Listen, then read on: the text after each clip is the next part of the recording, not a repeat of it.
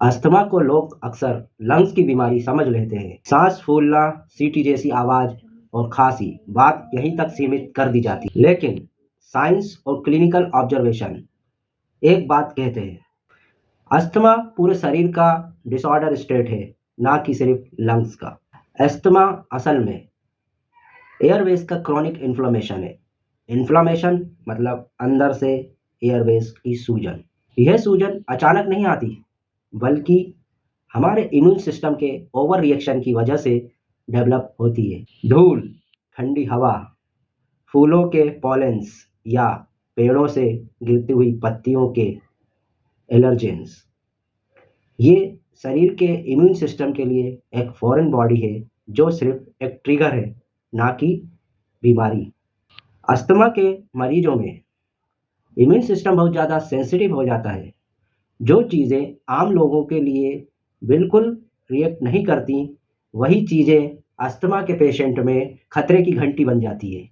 T helper cell, ल्यूकोट्रिन्स, हिस्टामाइन्स, ये सब मिलकर एयरवेज को सिकोड़ देते हैं, जिससे सांस लेने में कठिनाई आने लगती है। टी हेल्पर सेल्स, एसोनोफिल्स, हिस्टामाइन्स, ल्यूकोट्रिन्स, ये सब मिलकर एयरवेज को सिकोड़ देते हैं। म्यूकस ज़्यादा सिक्रीट होता है, सांस लेने के लिए जगह कम बचती है, इसलिए सांस लेने में दिक्कत महसूस होती है, दम घुटता सा लगता है। एक बात यहाँ समझने की और है, अस्थमा सिर्फ एलर्जन से ही ट्रिगर नहीं होता, ये नर्वस सिस्टम से भी जुड़ा होता है।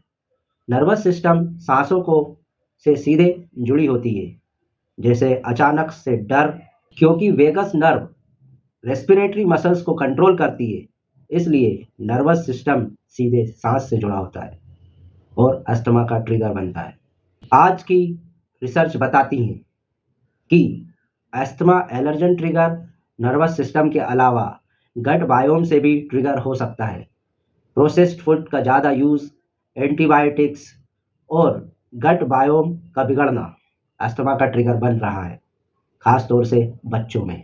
कई महिलाओं में प्रेगनेंसी के बाद या पीरियड्स और मेनोपॉज हार्मोनल डिस्टरबेंस के कारण भी अस्थमा ट्रिगर हो सकता है, क्योंकि इसमें बॉडी का इम्यून सिस्टम सेंसिटिव हो जाता है और हर एक बाहरी चीज़ को अलग तरीके से रिएक्ट करता है, जिसका हमारे इम्यून सिस्टम पर गहरा असर होता है। अस्थमा सिर्फ ये बता रहा होता है कि शरीर का रिएक्टिव सिस्टम ओवर ट्यून्ड हो गया है।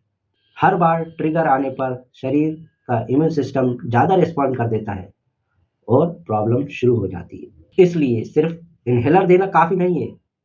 इन्हेलर लाइफ सेविंग है, इसमें कोई डाउट नहीं, लेकिन हम सिर्फ लंग्स के रास्ते को खोलते रहेंगे और इन्फ्लामेशन और बॉडी के इम्यून सिस्टम को करेक्ट नहीं करेंगे, तब तक ये बीमारी खत्म नहीं हो सकती। ये बार बार एलर्जन और नर्वस सिस्टम और हार्मोनल डिस्टर्बेंस की वजह से ट्रिगर्ड होती रहेगी। तो अस्थमा मैनेजमेंट के लिए क्या करना पड़ेगा?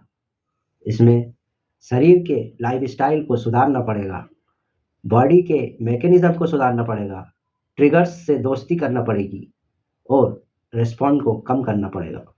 Hormonal disturbance, immune system, nervous system, इन तीनों पर ध्यान देना पड़ेगा, ना कि सिर्फ लंग्स पर। अस्थमा फेफड़ों में दिखता जरूर है, लेकिन ये पूरे शरीर की बीमारी है, इसलिए पूरे शरीर पर ही ध्यान देना पड़ेगा, तभी अस्थमा का क्योर पॉसिबल है।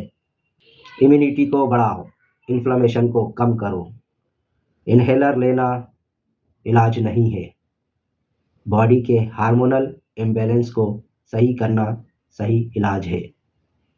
बॉडी को समझे फिर इलाज लें। धन्यवाद। वीडियो को लाइक करें, सब्सक्राइब करें। धन्यवाद।